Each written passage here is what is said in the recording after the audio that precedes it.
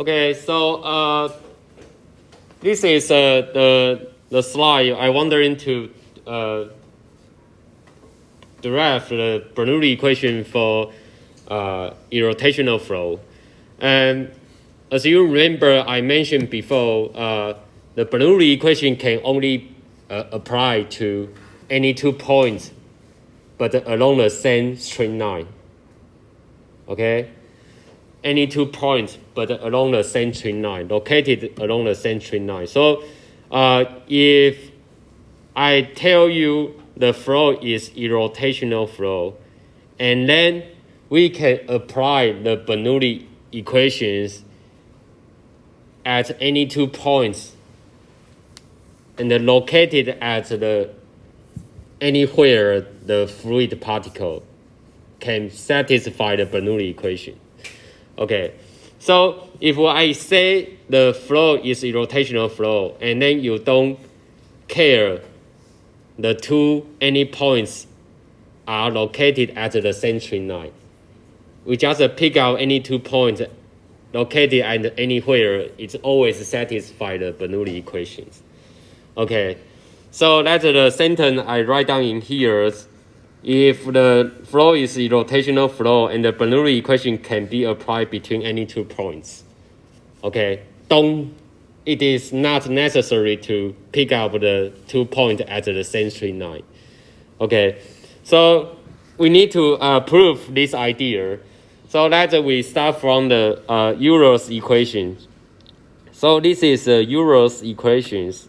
Okay, as you remember, this is Euler's equations, but right now we change the different directions. We change the direction along the normal directions.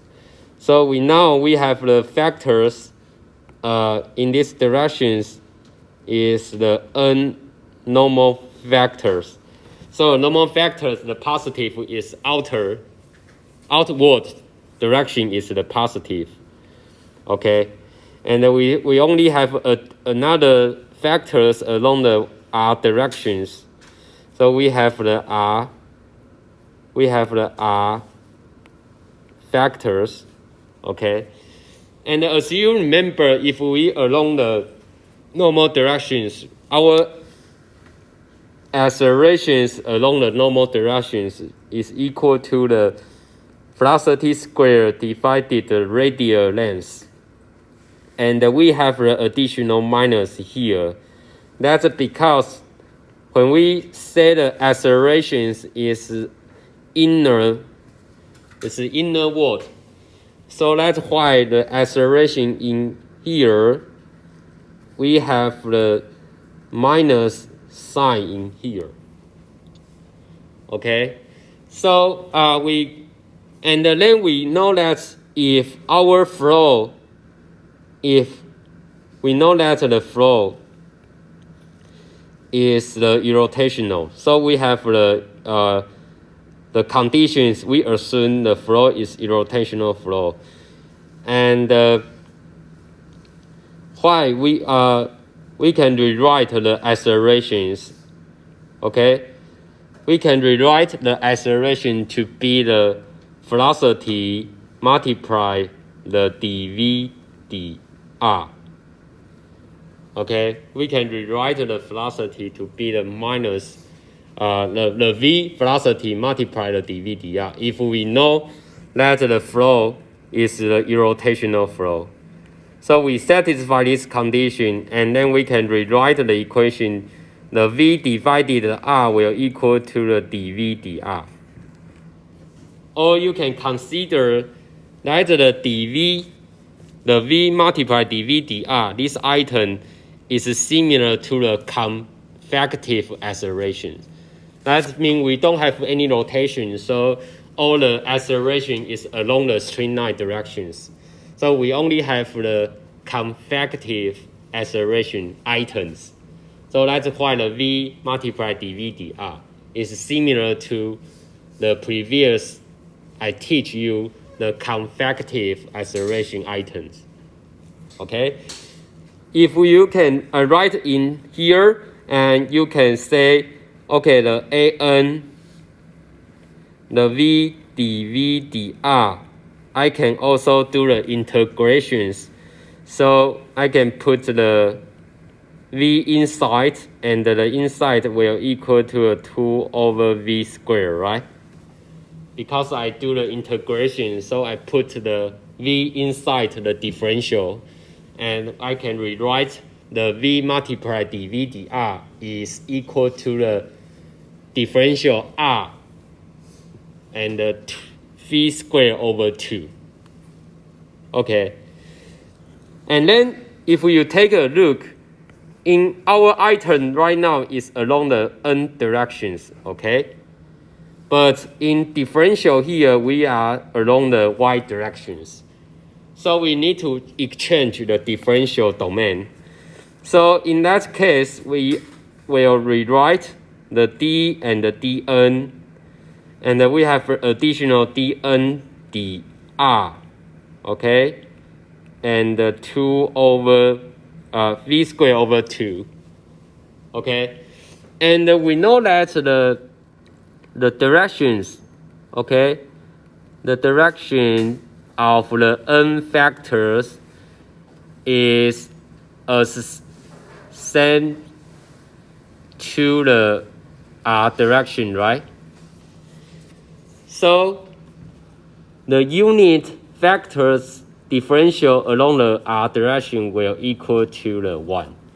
That's because they are located at the same directions. The two factors and the n is a unit factors differential along the same directions. So this differential will equal to the 1. So finally, you can rewrite this is equal to a d and dn, and the inside is v squared over 2. Okay, and then we put the acceleration back into the Euler's equations.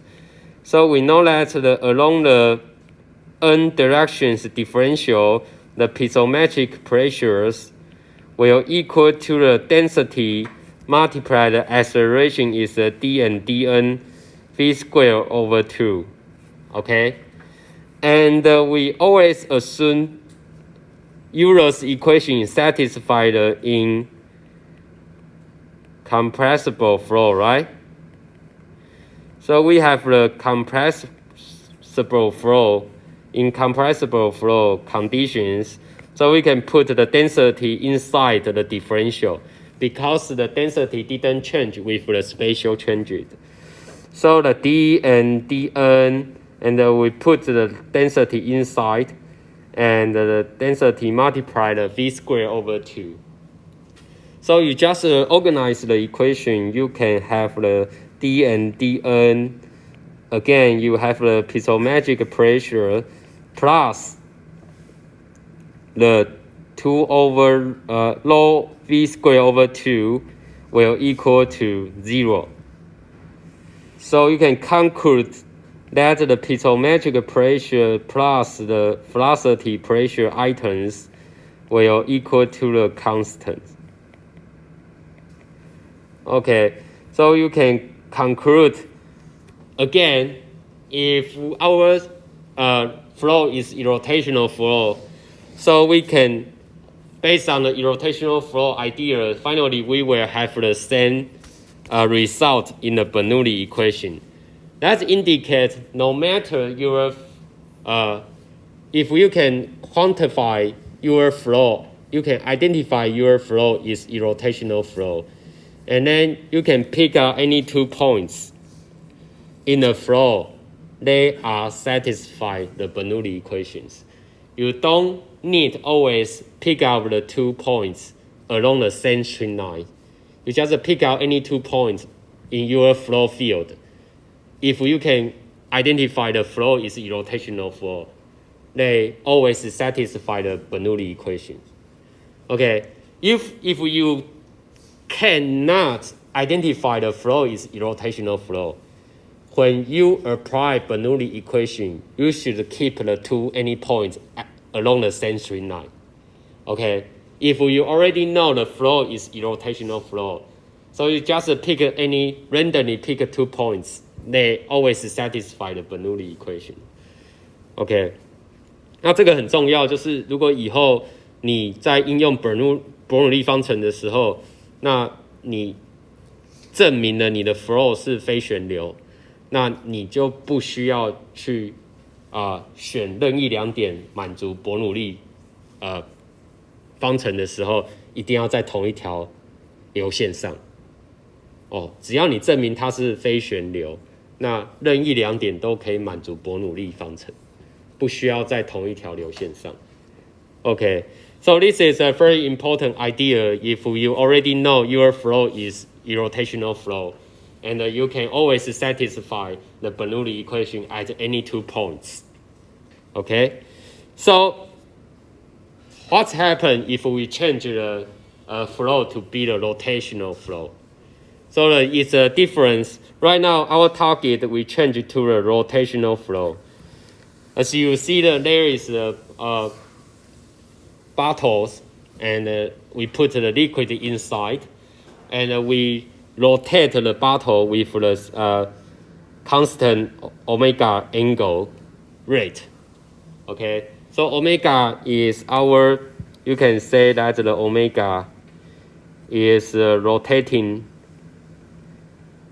rate, or you can also say that the angular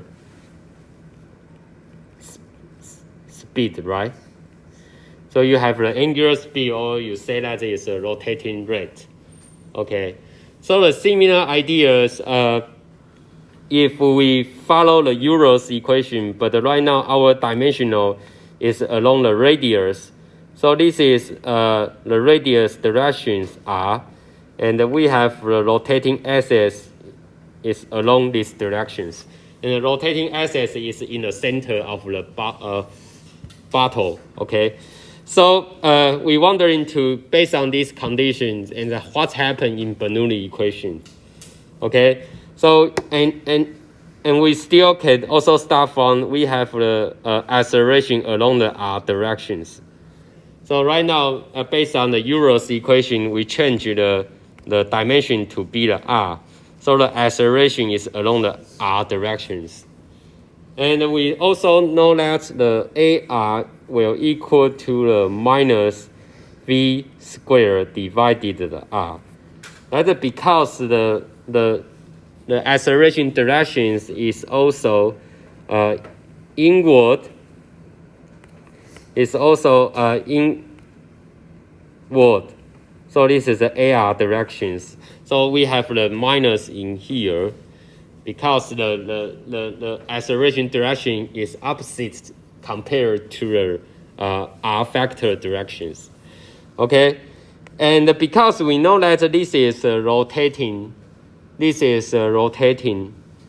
flow, so we can define the V in here will equal to the radius multiply the rotating speed, right? Because we know this is flow is a rotational flow. Okay, so we know that we can put the R omega inside the acceleration is equal to the minus and the V squared. So there is a R squared omega squared and divided the R, and this will equal to the minus the R and the W omega squared. Okay, so in that case, you can also do some differentials. Okay, for me, I wondering to have the item for the dr, right? I wondering to have the item for the dr.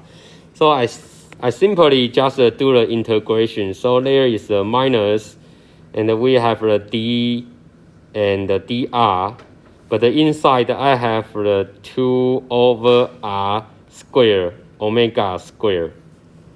Okay, so because I wondering to have the same differential dimensions, so I just do the integration. So inside I have the d and dr multiply the r squared over 2 and the omega squared. So you can try proof. You can do some testing. For me, I can do the differential, the dr, and the inside is the r squared omega squared over 2. So the first I can do the differential, and for the r squared, so I have the r. I keep the r, and the second item is the omega squared. And if I don't do the integration, I just keep the r squared over 2, but I do the d and dr, but for omega squared. Okay, so I only have, for this result, I only have this item. Because the second item in here, the omega is the constant value. So there is the constant value. So the omega didn't change with the different r directions. So we don't have this item, okay? This item will equal to 0. That's why I can, I know that the r multiply omega squared will equal to the r squared multiply omega squared over 2 differential along the r. Okay, so in that case, finally, you know that your AR accelerations is equal to the minus d and dr, and the inside is the r squared omega squared over 2. Okay, and then this equation you can put into the Euler's equations. So we go back to see the Euler's equation here.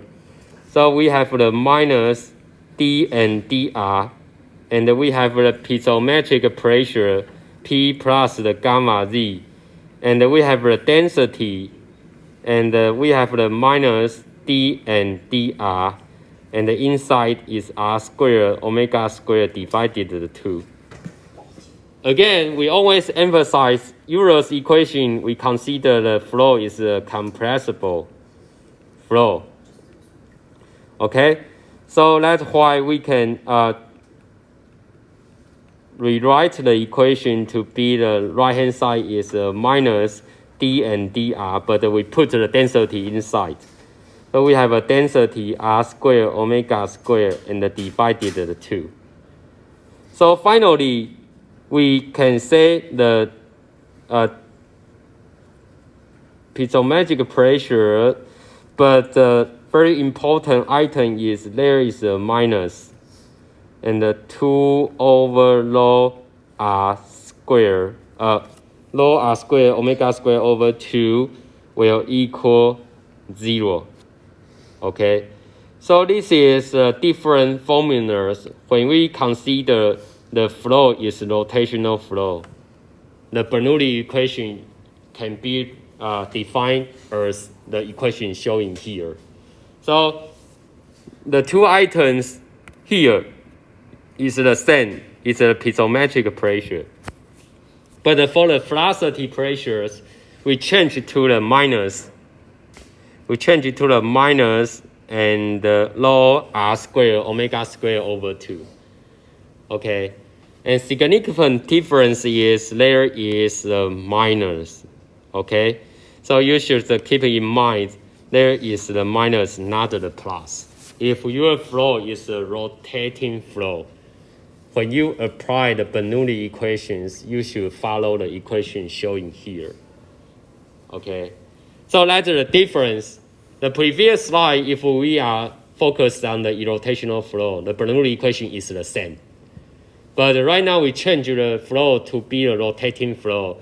So the Bernoulli equation is defined the different formulas, as you can see in here. Okay, so in the following two exercises, we will try to practice how can we apply the Bernoulli equation for the rotating flow. Okay, so this is the first exercise. Okay, so this exercise we call that is a forces flow test, 强制涡流. Okay, so it's a forces flow test, And this is the, before we rotating, we can see the liquid surface line is the flattened.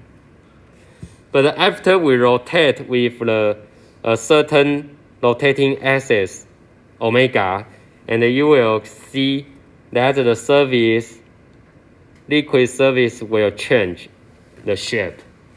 And this shape is similar to the parabolic shape. Okay, so the problem is, if we know our rotating axis, omega, is equal to the 4 radians per second. Okay, and then we know that the tank, the diameter is 0.5 meters. Okay, we know that the tank, the diameter, D is 0.5 meters. This is the tank diameter. So how the elevation changes after the rotating between the point 1 and the point 2. So we have the point 1 in here. This is 1, and we have the point 2 in here. So the question is how the elevation difference. Okay, how the elevation difference.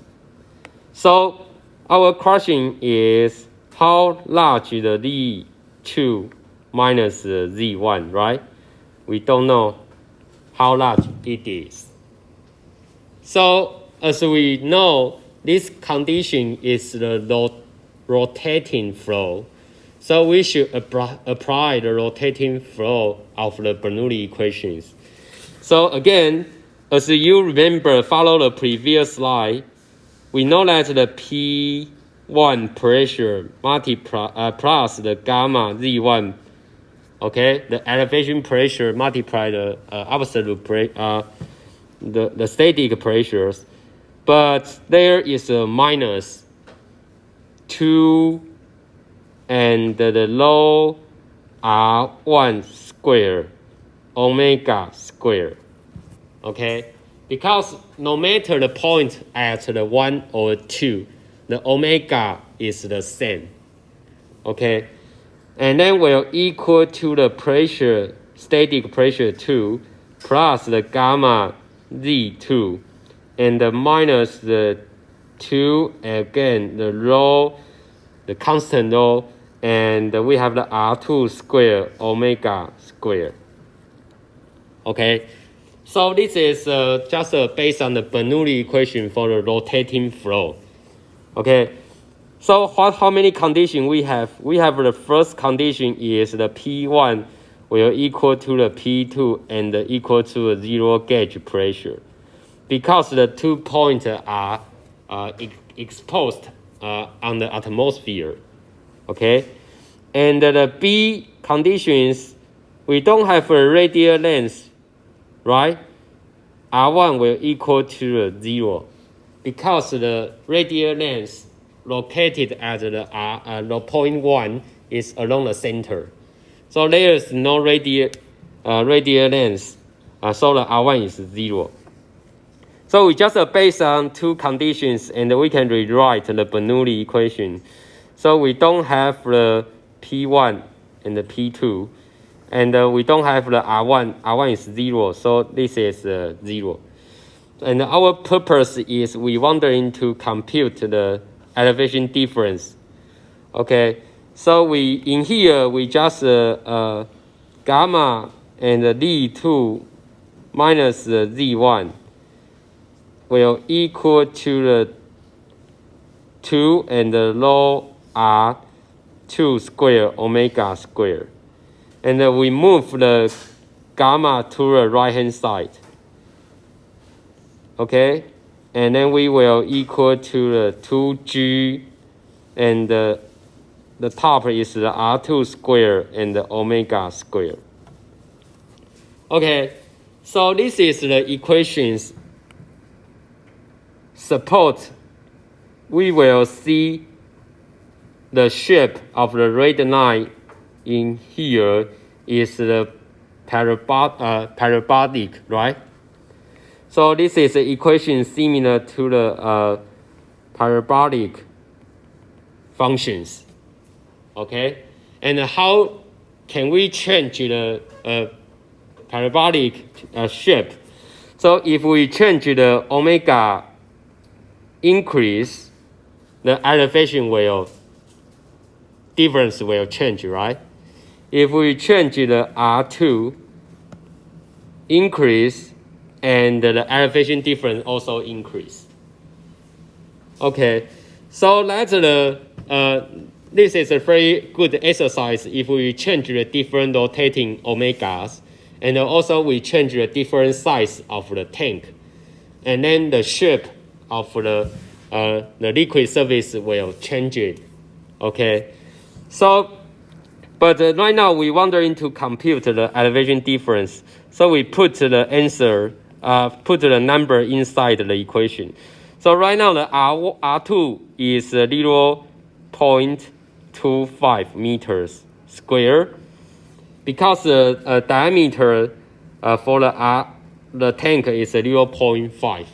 So the R2 is equal to 0.25, and I use the square, and the omega is equal to the 4 square, right? Because of the omega here. And 2 times of the gravity is 9.81. Okay, so you can compute the elevation difference. Just follow the number showing here. So I check the answer. Okay, so it's correct. The elevation is most equal to the 0.051 meter. Okay, so this is a very good exercise. We identify the flow is rotating flow conditions. So we apply the Bernoulli equation for the rotating flow shown here. And then we can understand if a rotation angle, the rate changes, and the elevation will also change it. And we know that if the speed, rotating speed increase, and the elevation difference also increase. Okay, so this is a very good exercise, and the reason why we emphasize this is a forced test. And sometimes the full test, we call that the volume, okay? So the forced full test, we call that the 强制 volume. And then the next semester, we will have the full test experiment. And this is our experiment device. And you will see we can have some rotating axis, so we can control the different rotating axis. As mentioned before, omega is a rotating axis, and you will have a different pin 9 here. The pin 9 can help you to measure the liquid surface elevations. So you have a different pin, and you can measure the elevations at a different liquid surface. And this is actually we have the two experiments we wondering to observe. The first is we have the forced, and the second we have the free. So we have the forced flow test, and we have a free flow test.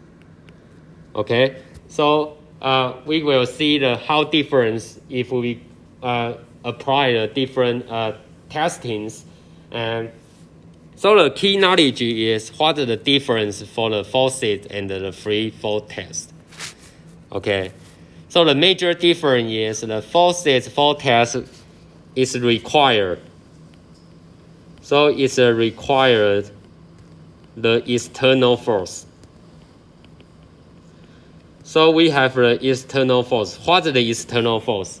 The external force is the omega we apply. We apply the omega rotating axis speed, and then will induce the rotational external force, and the forces forecast require the external force to maintain the rotational actions. So that indicates if we call that the free forecast, that indicates no external force required. So we don't have any external force required for the free forecast. So that we will curious how different they are. So for the forces forecast, the velocity of the fluid particle is equal to the radius multiplied the rotating omega speed. But for the free forecast, the velocity multiplied the radius will always equal to a constant value. That indicates the fluid velocity in the free forecast decrease when the distance from the center increase. Okay, so the difference, and usually the forces forecast, we actually know this is a rotational flow. But for the free forecast, so we know that the free forecast, usually we call that a rotational flow. So that's the two different conditions, and we will see the different liquid surface. So this is on the bottom, there is a surface for the free forecast experiment. But the previous slide, you can see the liquid surface is totally different for the forces forecast. Okay, so you can know that the forces forecast and the free forecast are different liquid surface. And for the free forecast, we don't require the external force. But the forces forecast, we need to require the external force to maintain the rotational actions. Okay. And then this is sometimes we will have the tank, and we make the hole on the bottom, so the water will flow outside along the hole located at the bottom. So I simply just display two video. This is for the forces forecast experiment. So you can see we have the device, and we put the liquid inside, and we adjust the before the experiment. We should make sure the level is the leveling. So you will see the bubble is in the center. That means the table is leveling. It's good leveling, and we adjust the different rotating axis. So right now, the device, we can control the rotating axis. And after we speed up the rotating axis, you will see the liquid surface will change. Okay? And use the pin to measure the elevations. So theoretically, based on the equations for our exercise, you know if we change the different omega rotating speed, and then we will have the different elevation difference. Okay, so for the experiment, we will change the different omega rotating speed, and to see what happened in the elevation difference. Okay, so and then we finish. This is 强制涡流, and then if you see the free vortex, we just open the hole at the bottom tank, and the water will just open, okay, and the water will flow out, right? And this is we know there is no require the rotating speed, right? We just remove open the hole, and the water will flow out. And then you see the liquid surface is totally different. compared to the forces forecast. So it is the free forecast 自由涡流. So that's totally different, and there is no required for the external force. Okay. So for the external, you just identify external force required or not, and then we can identify the first one. The forces forecast, we call that the rotational flow. But the free forecast, we call that the irrotational flow. And the velocity of the fluid particle are different defined. For the forces forecast, the velocity of the fluid is R multiplied omega. But for the irrotational flow in free forecast, the V multiplied R always equal to the constant value. Okay, so in next semester, you will do this exercise. And the major purpose, we want to observe the different liquid surface changed for a different case. So left-hand side is the forces forecast, and right-hand side is the free forecast. And you need to draw the liquid surface line by yourself and observe the different. If you change the different rotating axes, how different you can observe for the liquid surface. Okay, so this is also the exercise we apply to the rotating flow conditions. Okay, so this is the figure before we rotate. You can see we have the elevations left hand side and the right hand side equal to the 18 centimeters. Okay, so the question is, what are the new levels of the water in the tube after you rotate? So you can see right now the rotating axis is not located at the center of the tube. Okay, and this is the omega rotating is the 8 radius per second. So we need to define if after we rotate, how change it for the elevations. Okay, so maybe after you rotate, the elevation change to here and the elevation change to here. So I can define the new elevation here is Z1 and the new elevation here is Z2. Okay, and as you know, apply the Bernoulli equation for rotating flow, the R is required. So we know that we define the left-hand side, the R radius length is R1. And the right-hand side, the radial length is the R2. And you actually know the R2, R1, the values, how large it is. So the R1 is 0.18 meter.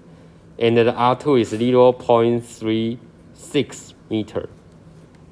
Okay, so we go back to see the Bernoulli equation for the rotating flow.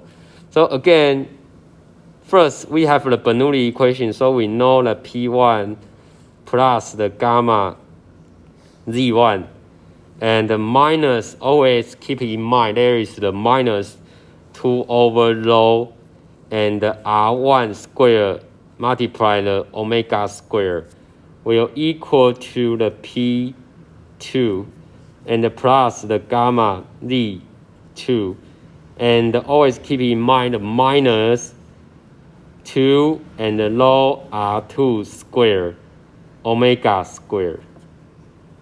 So the conditions also we can go quickly because the P1 and the P2 is exposed on the air.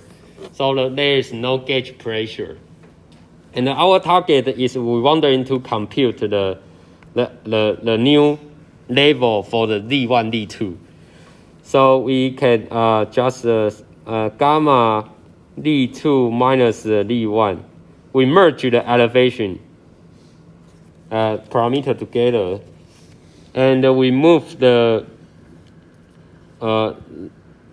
omega together, so it is 2 and the rho omega square, and the inside is the R2 square minus the R1 squared. Okay, and we move the gamma to the right hand side. So you know that the D2 minus D1 is equal to the 2G omega squared and R2 squared minus the R1 squared. Okay, so we know all the numbers for the parameters.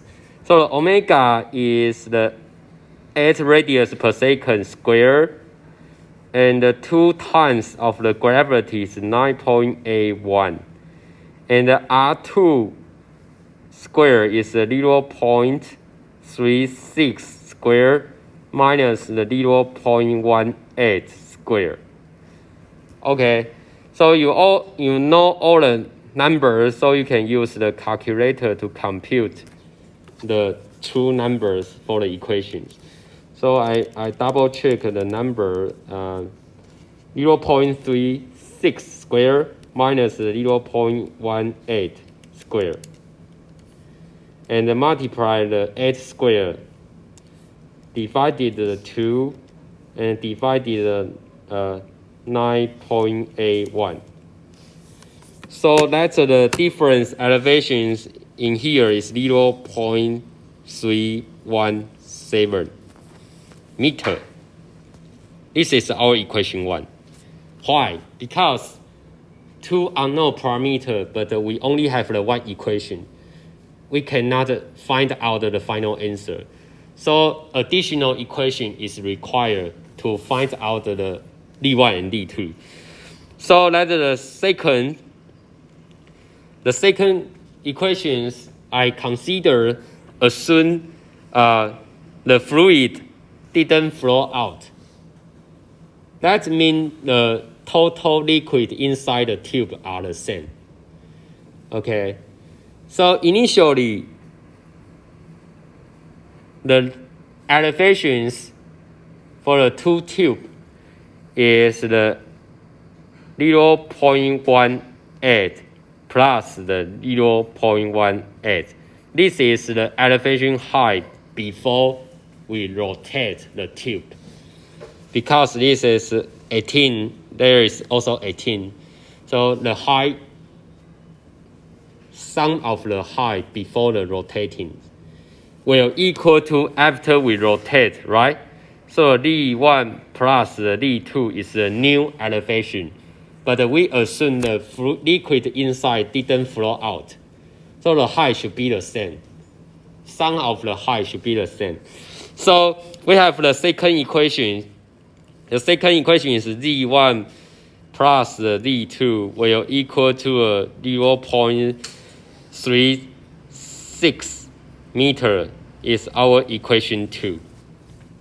So what's the final answer?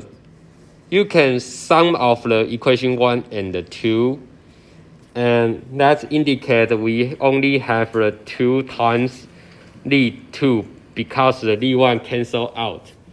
And we sum of the length, and so that will equal to the 0.677. Okay, so finally you know that the D2 is equal to the 0.3385 around. Okay, so we have the D2 answers, and we can just put the D2 back into any equations. So for me, I maybe put into back to the equation 1. So finally, we know that what is the Z1. Okay, so the D1 is, I check the answers. The D1 is around to the 0.0215 meter. Okay, so it's similar to the answer shown on the buttons. Okay, so the idea is if you already know that your flow is rotating flow, so the Bernoulli equations, you need to apply the different formula. So the formula I write down in here, but I wanted to emphasize the difference is the minus So keep in mind there is the minus. There is the minus. Okay. Sometimes we will forget always use the plus, but the answer will wrong. Okay. So you should have to keep in mind for the Bernoulli equation for rotating flow, there is a difference. It's a minus for the velocity term. Okay. So you just keep in mind for this item. I guess you will understand how can solve the problem for exercise. Okay. So the final target is we call that the pressure coefficient. So this is the final topic in this chapter. We call that the pressure coefficient, which can be used to describe the pressure field for the flow over any object.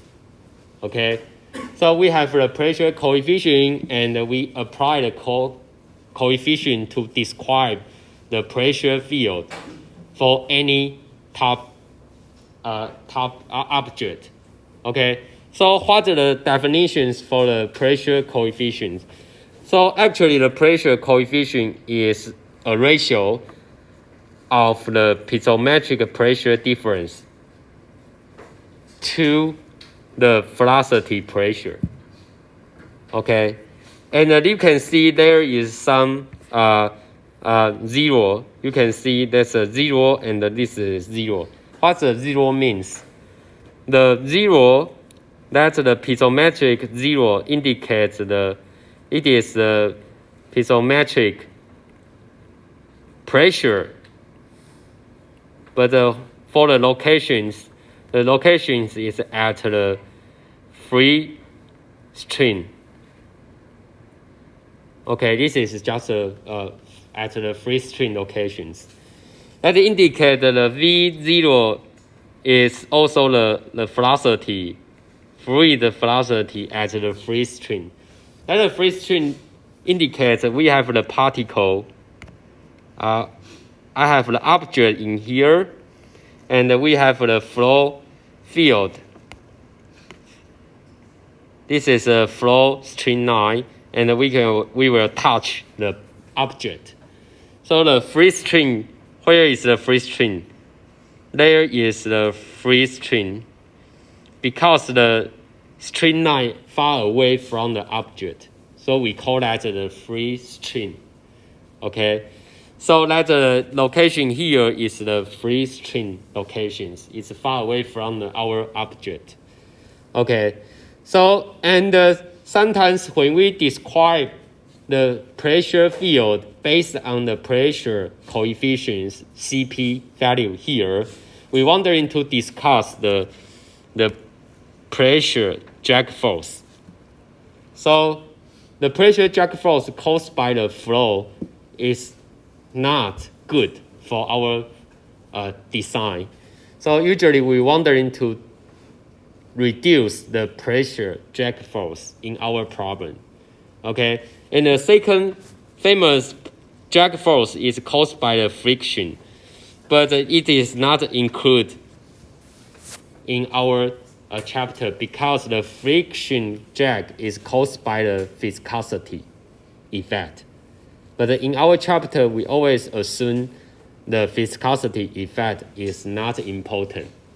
So we only focus on the pressure drag force. Okay, and the two important conditions we define on the buttons. The first one is the favorable pressure gradient. What we call that the favorable pressure gradient is indicate that we have the acceleration larger than zero. That indicates the fluid particle is accelerate, right? Because the acceleration is larger than zero. And in that case, the pressure gradient is negative.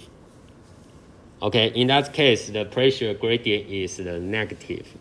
Because sometimes you wondering to have the acceleration, so you have the pressure is the high, and the go to the pressure is low, right? And then in that directions, in that direction is the accelerated, right? Because the high pressure moves to the lower pressure. So the fluid particle will accelerate. That's why the differential along the path line is smaller 0, because it's a negative pressure gradient, high to low. So it's a negative pressure gradient. So that means we have additional condition, we call that adverse pressure gradients. So in that way, the pressure gradient will higher, larger than 0, and we call that is the deceleration. Okay, so the two different pressure gradients is the acceleration and the deceleration condition difference. So we just to see, right now we consider the pressure field for the flow over a circular cylinder. Okay, so this is our object, like the circle shape, and we call that there is the accelerating portions. So it's our previous slide we defined this. It is the favorable pressure gradient. So you can see that the pressure gradient is smaller than 0, and the velocity is increased. So that is accelerating, and at this point, the velocity will become the maxima, and then we change it to the deceleration. So you can see we change it to the deceleration behind the object. Okay, and in that way we call that is the adverse pressure gradient. And then in that case we will have some you see this is the flow is depart away from the object. So sometimes we call that is separation flow. Okay, and the separation occurred after the point, maybe here. This point we call that the point of the separation. Okay, and the separation flow we call that the 分离流. Okay, and why the flow will separate, and in the following slide I will introduce the reason why. But sometimes after the flow separate, and we will observe some eddy flow here. So we will have some rotational flow here, and we call that is the wake flow. So we have the wake flow, and we call that is the 尾流. Okay, for the engineering, we don't like the wake flow because the wake flow will induce the jack force. So that the wake flow will induce we call that the pressure, the jack force. So why we call that the jack force? As you can see the flow directions initially, this is the flow directions to the right, and we can see the particle motion is go to the left. So this is the particle motion go to the left. So why we call that the jack force? The jack force should be the opposite direction, right? So the jack force is overcome the particle moving directions. So you can see the yellow line here, the direction is opposite to the motion directions. And we call that the pressure for the jack force. But why the jack force is go to the right? The direction is go to the right. Because initially the pressure in here is the high pressure.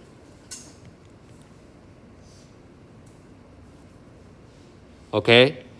And the pressure in wake flow here is a lower pressure. As we know that the higher pressure will wandering to move to the lower pressure regions. That's the reason why if the lower pressure here is much lower, and the drag force will increase a lot. Okay, so we don't like the drag force here because the drag force will overcome the object moving to the front. So we don't like the pressure drag force. Okay, so in the following slide, I will show the reason why the flow start to separate. Because if the flow didn't separate, we cannot observe the wake flow. So why the reason the flow will start to separate, we will introduce in the next. Okay, so maybe we have a 10-minute break and we go back to finish the class in this chapter. Okay?